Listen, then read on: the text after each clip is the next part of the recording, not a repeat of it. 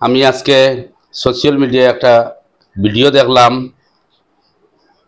প্রাক্তন মন্ত্রী সিদ্দিক আহমদ সাহেবে আমরার লক্ষ্মীবাজার জেলা পরিষদের প্রার্থী আমিনা বেগম রে তাই সমর্থন করছইন।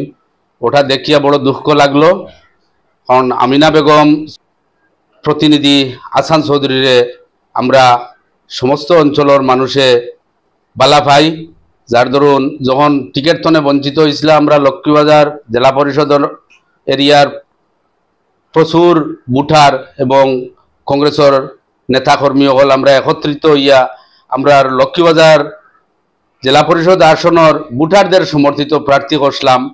আজকে দুঃখজনকভাবে সিদ্দিক আহমদ সাহেবের উদ্দেশ্য প্রণোদিতভাবে যে আসান চৌধুরী তান সমর্থিত প্রার্থী হইতরা তাই সমর্থন কররা আমরা লক্ষ্মীবাজার জেলা পরিষদের বুটাররা খেউরর সমর্থনের লগে আমরা খাড়া করছি না। আমরা লক্ষ্মীবাজারের বুটাররা আমরা সমর্থন করছি, আমরা অন্যায়ের প্রতিবাদ লগে সমর্থন করছি এবং আমরা জয় নিশ্চিত আমরার ক্যান্ডিডেটর। তথাকথিত কিছু নেতা আছেন তান্তানোর উদ্দেশ্য হইল যদি আসান চৌধুরীর অবস্থা পালা দেখিয়া হিমন্ত বিশ্ব শর্মা আসামের মুখ্যমন্ত্রীর উপহার হিসাবে দেখাইতা যে আমি জিতাইয়া আনছি, ওখান দেখাইবার লগে সমর্থন করডা। আর নইলে আসান চৌধুরীর জনসমর্থন দেখিয়া আসান চৌধুরীরে লক্ষ্মীবাজার জেলা পরিষদের আসনের ভোটাররা যারা আসইন তারার যে সহযোগিতা দেখিয়া তাই নিজে তান ভবিষ্যতর দেখরা অন্ধকার হয়ে গেছে। হয়তো আসান চৌধুরী আগামী দিনও 26 প্রতিদ্বন্দ্বী হয়ে যেতে পারে।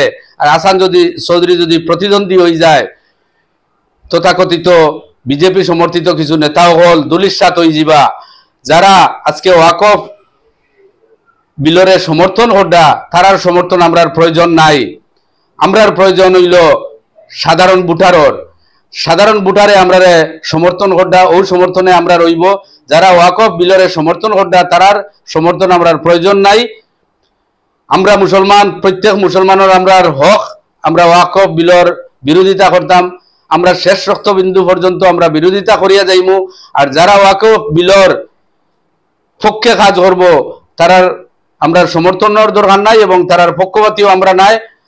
আমরা ধিক্ষার জানাইয়ার এইসব তথাকথিত নেতা হলরে লক্ষ্মীবাজার জেলা পরিষদের আসনের প্রত্যেক ভোটারের কাছে একটা অনুরোধ, আমিনা বেগম রে হারিকেল চিহ্নিত ছবিতে ভোট দিয়া আগামী দিনও আসান চৌধুরীর আত্রে শক্ত করার লগে এবং এই তথাকথিত নেতা হলর যারা ওয়াকফ বিলরে সমর্থন করে তারারে প্রতিহত করার লগে ইয়ং একজন যুবকরে আমরা গইয়া দিতাম।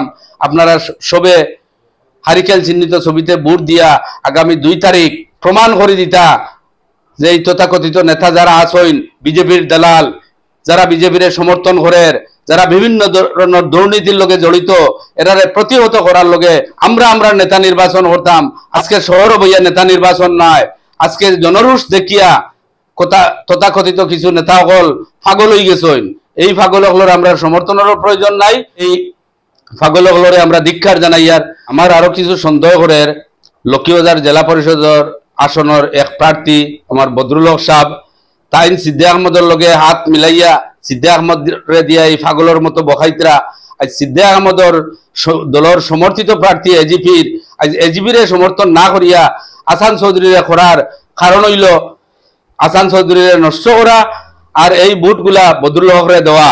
তাই আমি ধিক্ষার জানাইয়ার এই কংগ্রেসের প্রার্থী বদরুল হকরে যে তাইন সিদ্দিক আহমদের লগে গোলায় গোলা মিলানির লগে বদরুল হক সাহেবে বিজেপির প্রত্যেক নেতার লগে মিলিত আছেন, যেটার প্রমাণ আপনারা কিছুদিনের মাঝে ভাইবা।